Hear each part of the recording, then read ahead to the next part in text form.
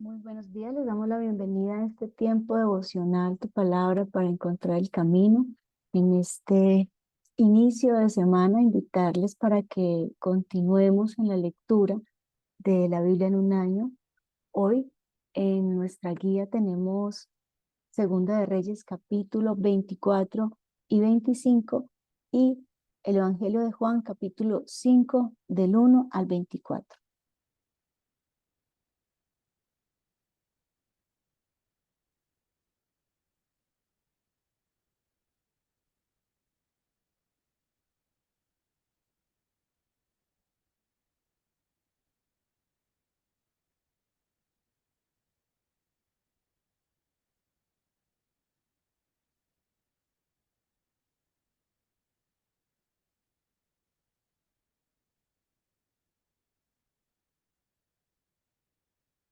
Bueno, y en el Evangelio de Juan nos encontramos con la narración de el paralítico de Bethesda, una historia que nos lleva a reconocer elementos muy importantes para que podamos crecer en el camino de la fe y, por supuesto, ir superando tantas dificultades propias que experimentamos en nuestra estructura interna y que no nos dejan ver eh, el camino. Jesucristo se presenta como el camino, como la verdad y como la vida. Y puntualmente para el paralítico de Bethesda, es que de alguna manera estas palabras del Señor Jesús tienen tanto sentido.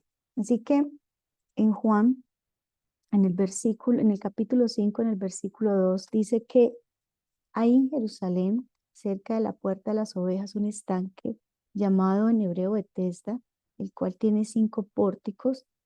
En estos yacía una multitud de enfermos, ciegos, cojos y paralíticos que esperaban el movimiento de las aguas, porque un ángel descendía de tiempo en tiempo al estanque y agitaba el agua, y el que primero descendía al estanque después del movimiento de las aguas quedaba sano de cualquier enfermedad que tuviese. Entonces, aquí ya nos hacemos una idea de la experiencia diaria de fracaso, de frustración que seguramente experimentaba este hombre.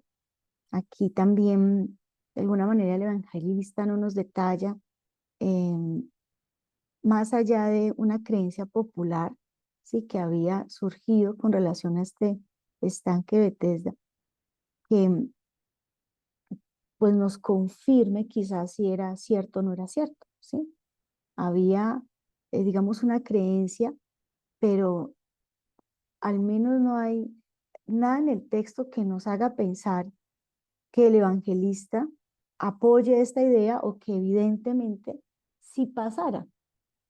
Era, hay tantas ideas en medio del mundo, tantas creencias que se dan a partir de, de rumores, de suposiciones, pero digamos que si fuese cierto el ángel, que venía un ángel que descendía de tiempo en tiempo, sí es evidente que había mucha crueldad, que para que un enfermo experimentara sanidad dentro de este hecho, sí era bastante cruel, esa es la palabra, ¿sí? La mano de Dios que sana, que libera, no obra de esta forma. Un ángel de parte de Dios, un mensaje, además la palabra ángel significa mensajero.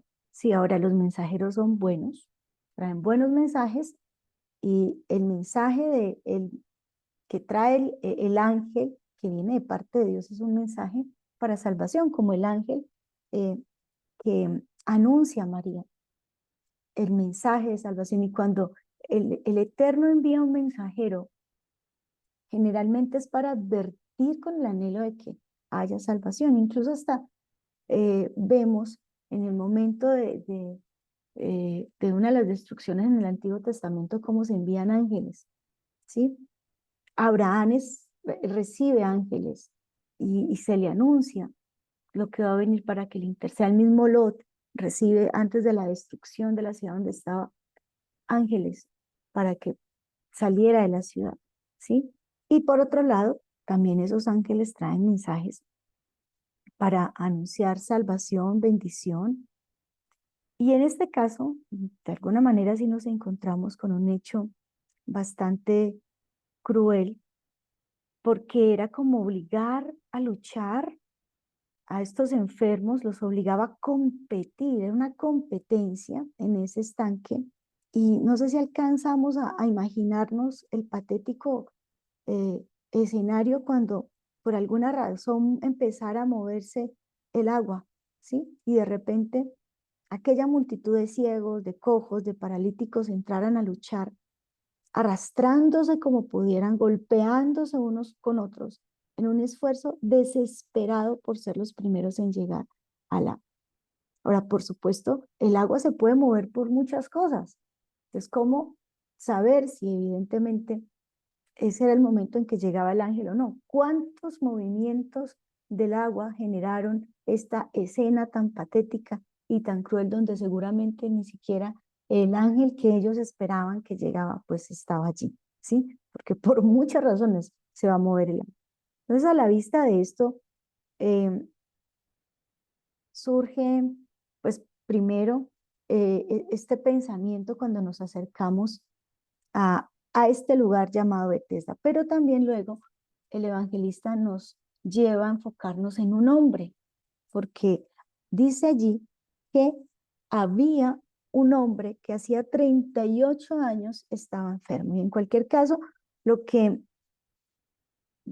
podemos encontrarnos es que el Señor Jesús va a este lugar, sí, seguramente no un lugar muy visitado, por algunos. No era seguro un lugar muy agradable para visitar en Jerusalén, todos seguramente. Cuando llegaban a Jerusalén, ¿a dónde iban? El centro y, y el lugar más importante donde se, se, se focalizaba desde el turismo, porque en ese momento era un turismo religioso por causa de las fiestas. Y todo judío subía a Jerusalén, ¿a qué? Al templo. Sí, pero ¿cuántos iban a Jerusalén, a este lugar llamado Bethesda? Aquí nos llama la atención que ante esta exhibición de miseria humana, tanto en el cuerpo como en el alma, porque la atmósfera de tristeza, de dolor, de frustración, de soledad, ¿sí? Pero lo que llama la atención es que nuestro Señor Jesucristo aparece en escena. Sí, hasta aquí nos encontramos como el Señor sale o de alguna manera nos encontramos que no está en el templo, sino que se dirige a este lugar. Y por supuesto que el Señor Jesucristo se interesa en todos los que estaban allí, pero su atención estuvo más focalizada hacia este hombre que llevaba 38 años sufriendo mientras esperaba una sanidad que nunca llegaba. Y vemos pues que el Señor Jesús, en medio de tanta multitud, se concentra en un solo hombre. Y cuando el Señor Jesucristo en el versículo 6 dice que cuando Jesús lo vio acostado y supo que llevaba ya mucho tiempo así, le hizo una pregunta. Y es una pregunta que llama mucho la atención. ¿Quieres ser sano? ¿Quieres ser sano? Porque cuando Jesús inicia la conversación con él, lo primero que que, que le dice es esto, le hace esta pregunta y para nosotros no es absurda esta pregunta, porque lo hemos entendido acerca de nuestro Señor Jesucristo cuando Él viene a sanarnos, esa sanidad viene a partir de abordar la raíz del problema, porque nosotros estamos llamados, no llamados, sino acostumbrados a querer abordar el problema, pero de una manera inmediata y frente a un dolor, lo que queremos es que se nos quite, más allá de la raíz y de lo que hay detrás de esa incomodidad física o emocional que experimentamos. Hay problemas, hay enfermedades, hay dificultades que vivimos y que nos cuestionan y nos llevan a pensar por qué estoy viviendo esto, por qué me pasa esto siempre a mí. Pero más allá de esto, no sé si el Señor sí quiere, y estoy segura que el Señor quiere que todos nosotros vayamos a la raíz del problema. No nos puede parecer extraño la pregunta que el Señor Jesús le hizo al paralítico: ¿quiere ser sano? Además de un nivel de frustración muy grande que este hombre vivía. Porque cierto que cuando uno tiene repetidos fracasos en la vida, frente a ciertos asuntos, uno ya se niega y dice, esto no es para mí. Es que 38 años, uno lo habla en términos de años, pero usted vi, procure como visualizar esos 38 años y haga la conversión en, en meses, en días, en horas, en intentos. No sabemos cuántos intentos hubo.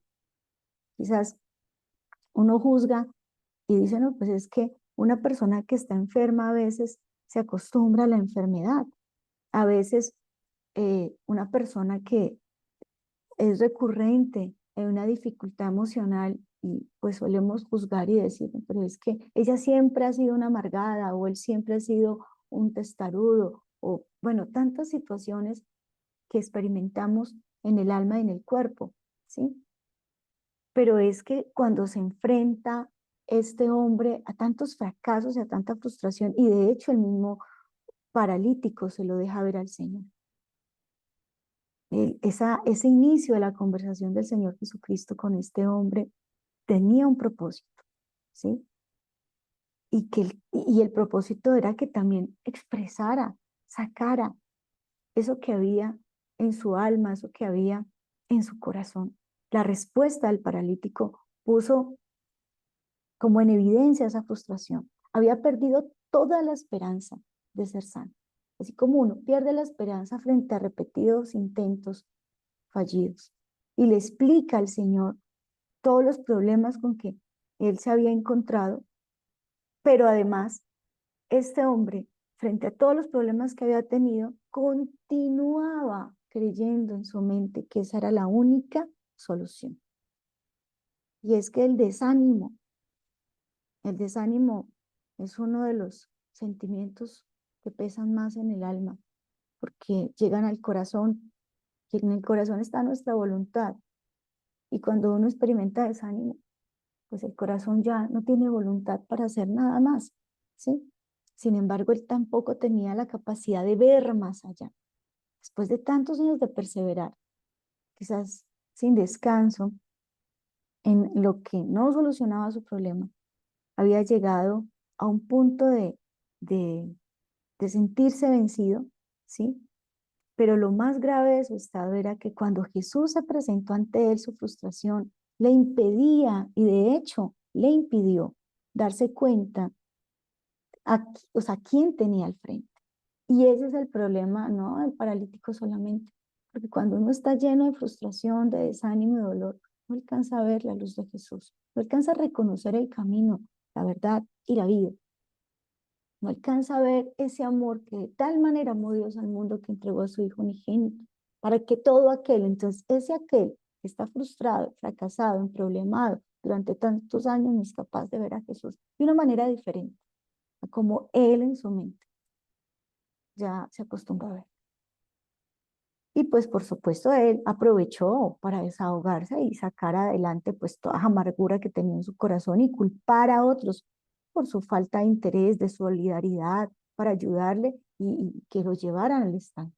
Que también él se estaba quejando. ¿Y cuántos se acercan al Señor en medio del problema para quejarse? Que es válido, por supuesto.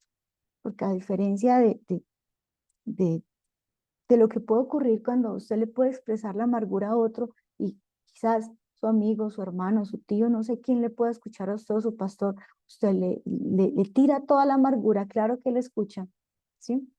Pero es que cuando usted le tira todo al Señor es diferente. El Señor Jesucristo tiene un poder extraordinario y tiene el poder, claro, de escucharnos, pero también tiene el poder de confrontarnos respecto a, a lo que queremos para más adelante, si es que si estamos dispuestos a dejar a un lado esas formas tradicionales que tenemos para verlo. Entonces, aquí de alguna manera sí vemos que los seres humanos eh, tendemos a culpar a otros y empezamos a responsabilizar a otros por la falta ahorita, bueno, no, es que no es empático, bueno, como sea que usted lo llame. Y usted empieza a decir, no, es que no es solidario conmigo, es que no me ayudan, es que no piensan en mí.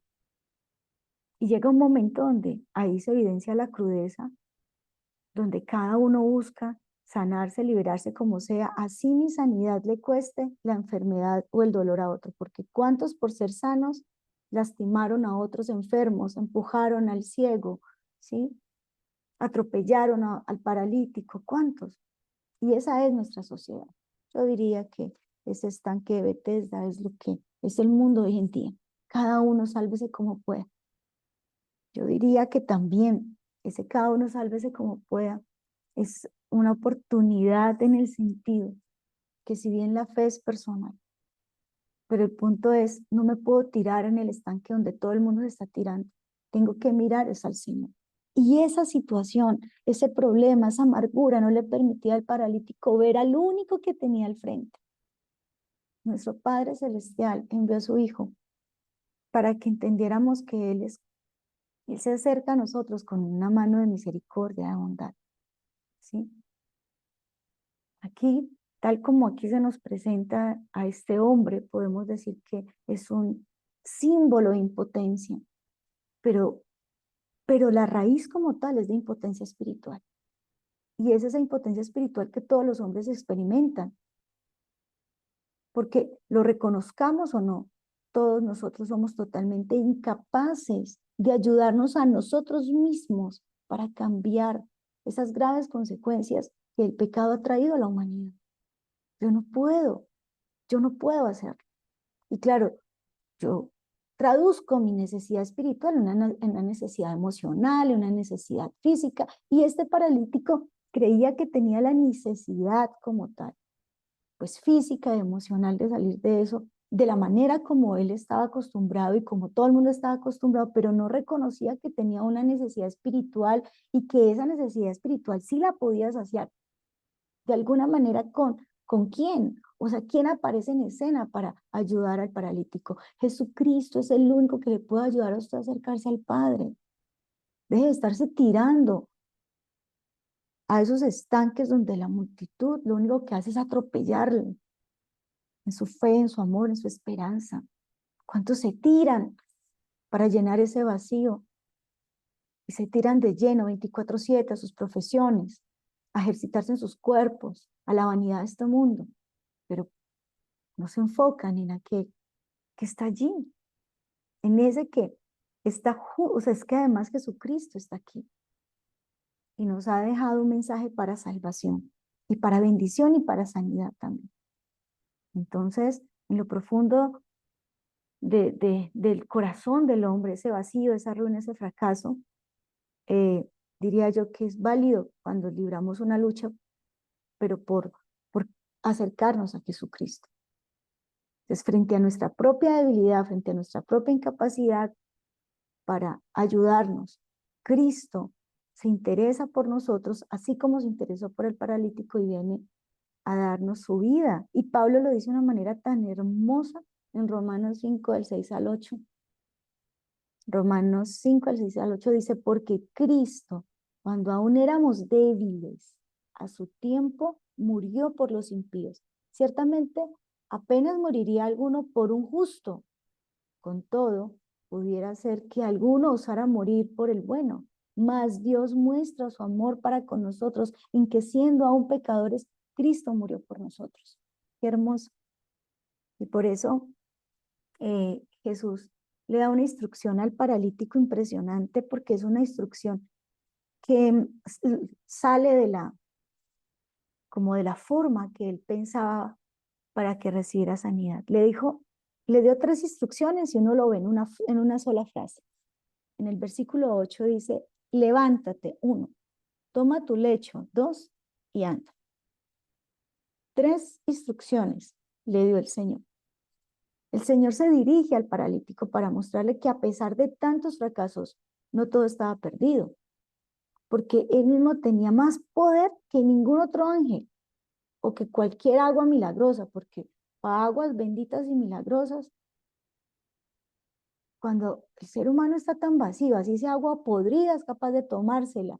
¿Cuántos menjurjes usted no se ha hecho o no se ha tomado? Pero ¿cuánto se ha saciado? Porque a propósito de esa agua milagrosa que hablaban, justo el Señor había tenido un encuentro, o en el capítulo 4 lo vemos con la mujer samaritana, cuando le dice, yo soy el agua viva, yo soy el agua viva. Entonces, aquí el Señor Jesús se presenta ante el paralítico como el amigo que todos necesitamos, el amigo que él no había tenido, el amigo que no había estado para llevarlo a esa agua podrida, ¿sí? Ahí estaba el Señor, ese amigo que muchas veces nosotros pasamos por alto. Jesucristo siempre ha estado interesado por nuestros problemas, al punto de hacerlos suyos porque los cargó en la cruz para nuestra salvación. Por supuesto, cuando este hombre vio que Jesús estaba interesado por él, parece que pensó que primero no lo vio como, bueno, lo vio como seguramente un forastero, es que no lo reconocía, pero dijo, no, este forastero está dispuesto a ayudarme. Seguramente él se va a quedar aquí conmigo esperando a que el agua se mueva, el ángel llegue y me va a cargar y me va a tirar. Yo creo que ese fue el pensamiento para él. Pero qué sorpresa cuando recibe del médico celestial, sin necesidad del estanque, sin esa intervención angelical, ¿sí? Que le dirigiera estas palabras que fueron inolvidables, pero fueron unas palabras de autoridad tal, ¿sí? Que esa sanidad se dio de manera inmediata, pero para darse de manera inmediata, de alguna forma el paralítico tenía que hacer algo al respecto y en esa sanidad él estaba involucrado, participando activamente. ¿En qué? En la fe. Porque el paralítico tenía que confiar en Jesús. Esa sola frase que marca 3 instrucciones imposibles para el paralítico. ¿Haría caso a este forastero que además de ser un desconocido para él, le pretendía sanar de una forma que él no esperaba? Qué desafío de fe tan grande para este hombre, que acababa de confesar su incapacidad, que acaba de decir lo mal que estaba. Pero este hombre, en medio de su condición, le abrió las puertas a Jesucristo de alguna forma, o más bien, al poder de las palabras de Jesús, le abrió la puerta en su corazón y confió y obedeció a lo que el Señor Jesús mandaba. Acercarse a la Escritura para conocer las palabras del Señor Jesús que no anulan la ley, sino que las encarnan. Debe ser para nosotros, paralíticos emocionales, paralíticos espirituales, un desafío diario. Y por eso les felicito, porque estar atento a la voz, no ahí acostados durmiéndose, ¿no? Sino atentos ahí, cuando usted se levanta, cuando coge su cuadernito, cuando empieza a escudriñar la escritura, para oír a aquel que le va a dar una instrucción. Le da la instrucción, ¿está dispuesto a hacerlo? ¿Su fe le va a alcanzar para levantarse? A este hombre le alcanzó. Y entonces fue cuando descubrió que cuando el Señor le mandó a hacer esto, ¿sí? Ocurre algo que usted también tiene que descubrir. Si cuando el Señor nos manda a hacer algo, también nos va a dar las fuerzas y la capacidad necesaria para llevarlo a cabo. Si el Señor le dijo que lo hiciera, ¿por qué se está demorando? Si el Señor habló a su corazón, como habló a este hombre, ¿por qué lo duda? ¿Por qué no lo hace? Este hombre lo hizo inmediatamente y al instante aquel hombre fue sano, tomó su lecho y anduvo.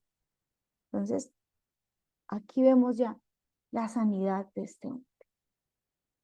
Ya, pues a continuación se encuentra, eh, bueno, el hecho de que era día de reposo, ¿sí? Ya el evangelista aquí narra otra situación, y es que los judíos, bueno, los judíos como tal, vemos aquí ya como el grupo religioso del momento que defendía eh, el día de reposo, y dentro de esto pues era no trabajar. Lo que vieron más allá de un hombre que había sido sano después de haber estado enfermo 38 años, pues se les ocurre es ver que tenía era su lecho y que estaba trabajando, ¿no?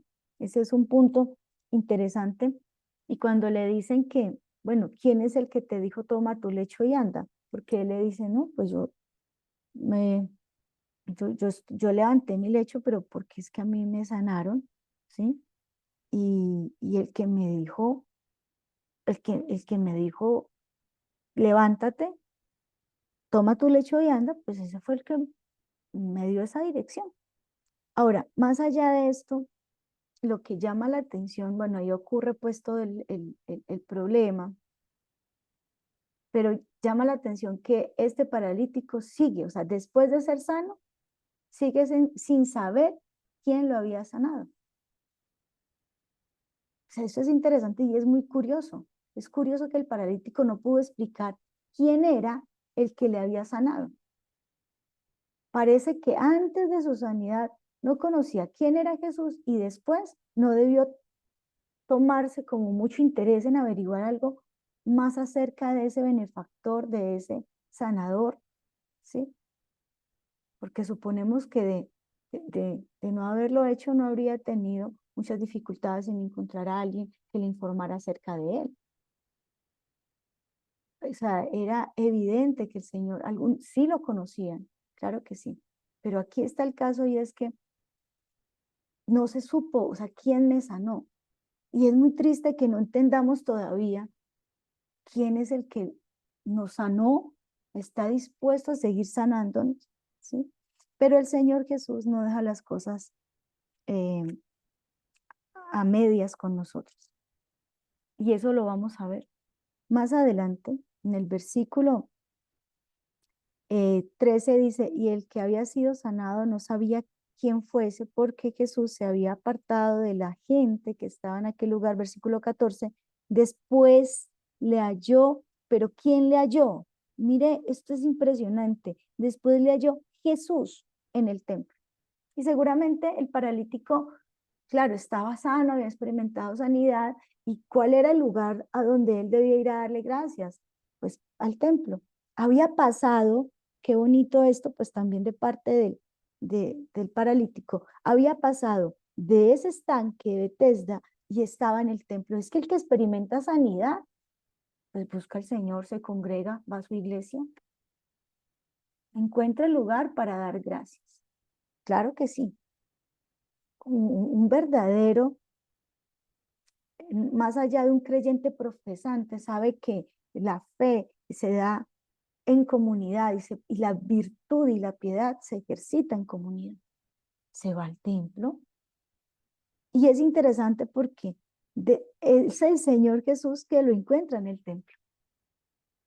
Qué lindo cuando uno puede experimentar la sanidad del Señor, por supuesto, ejercer esa piedad o practicar esa piedad en la congregación, que haga parte de su vida.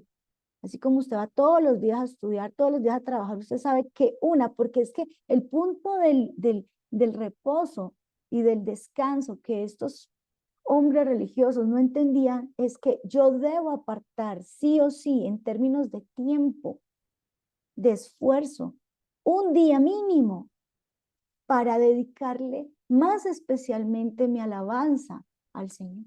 Donde, así como yo dejo a un lado compromisos, porque tengo obligaciones que debo cumplir periódicamente, yo tengo una obligación para congregarme con el Señor, buscarlo, y es ahí donde el Señor lo encuentra, en el templo. Y dice en el 14, mira, has sido sanado, no peques más para que no te venga alguna cosa peor. Pero qué cosa peor le puede venir a este pobre paralítico que estuvo 38 años allí. Y aquí vamos a finalizar. porque el Señor Jesús lo que quería comunicarle al paralítico, pero que también, por supuesto, no lo comunica a nosotros, porque queda registrado en lo que leemos hoy en el devocional, es que hay algo peor que 38 años, una eternidad tal cual, peor incluso, pero como que este había tenido la cota inicial allá en ese estanque de Betesda, lo que sería estar una eternidad sin el Señor. No se trata de que nos volvamos al Señor por miedo, pero sí se trata de que seamos conscientes de una verdad espiritual que tiene que ver con el juicio divino y con este juicio que es dado en la medida en que nosotros comprendamos que nadie es eterno en este mundo y que somos limitados y que somos un tabernáculo de carne y de sangre que tiene un final y que vamos a trascender. Y esto es importante porque nos olvidamos de algo muy importante y es lo que dice Juan en el capítulo 5, versículo 24. De cierto os digo, el que oye mis palabras y cree al que me envió tiene vida eterna. Hoy el mundo oye las palabras equivocadas y no cree al que envió a nuestro Padre Celestial, no cree en la instrucción del Hijo. Y por eso vendrán a condenación. Nosotros sí tenemos que ser conscientes de una eternidad lejos del eterno sería terrible. Una eternidad en este estanque de Betesda es terrible. Dice entonces el mismo versículo, el que oye mi palabra y crea el que me envió tiene vida eterna y no vendrá condenación más. Ha pasado de muerte a vida. De cierto os digo, viene la hora y ahora es cuando los muertos oirán la voz del Hijo de Dios y los que la oyeren vivirá, porque la muerte, este paralítico estaba experimentando muerte. Y hay muchos paralíticos espirituales que no han podido acercarse a la fuente de sanidad y de salvación, ¿sí? Y si debe haber un ángel que envíe o que lleve buenas nuevas, pues somos nosotros si es que le conocemos. Pero usted también póngase en los zapatos de este paralítico y piense, si ha reconocido al médico celestial, si ha experimentado el oírle, si se ha levantado, ha tomado su lecho, el mismo Señor Jesús, lleve su cruz y sígame. Qué hermoso esto. Y con esta meditación yo quiero dejarles para que oremos y le pidamos al Señor que nos dé la capacidad de tener una medida de fe y hacer conforme a lo que Él nos enseña. Y por supuesto, si usted se levanta, si usted toma ese lecho y anda, usted será también un mensajero que da a conocer aquel que le va a sacar a muchos de esos estanques de Betesda que hay en el mundo.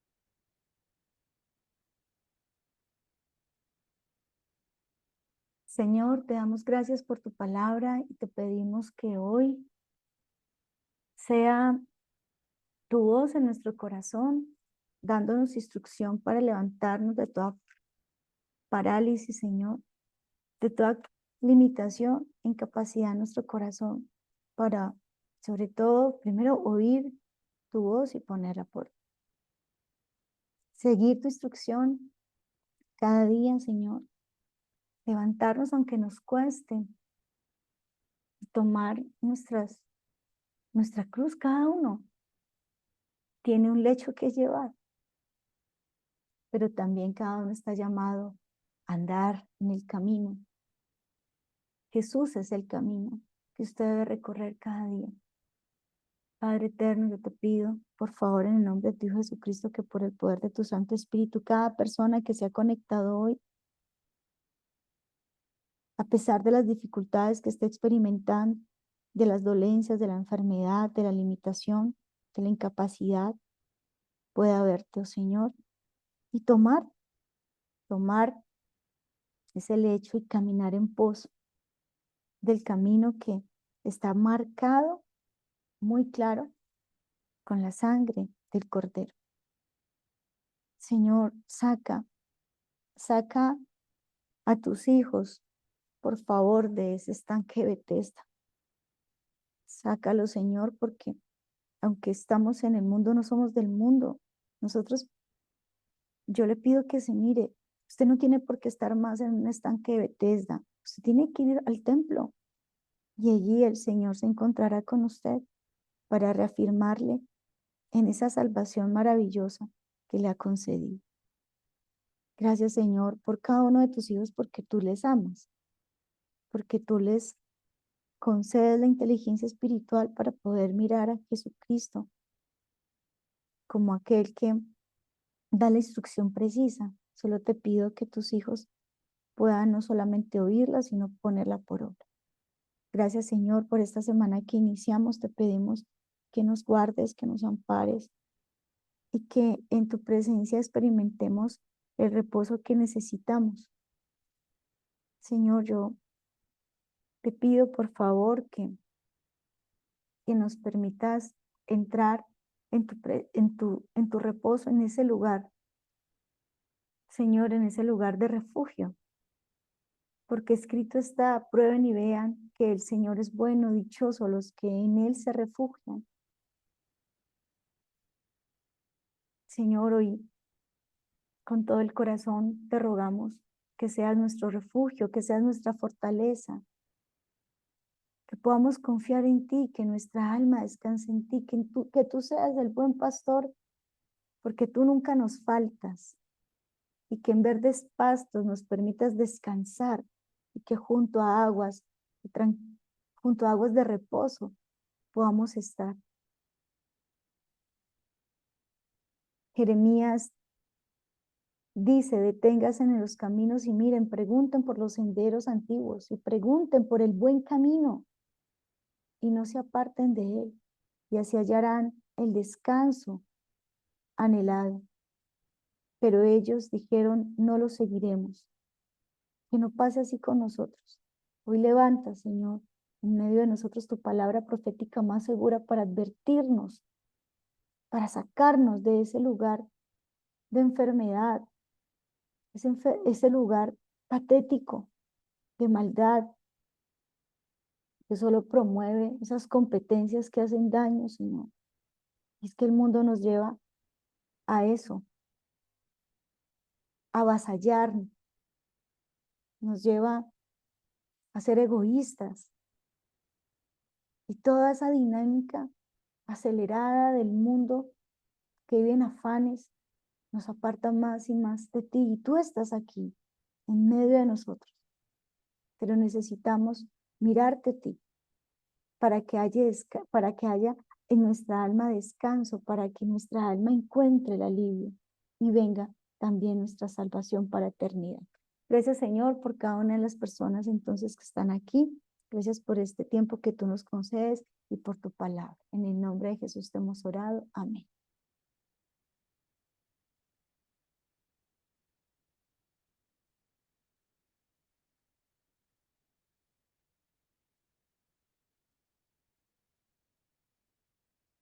Bueno, muchísimas gracias a todos por acompañarnos en este tiempo devocional. Les invitamos entonces para que hoy a mediodía nos encontremos en nuestro tiempo de ayuno e intercesión.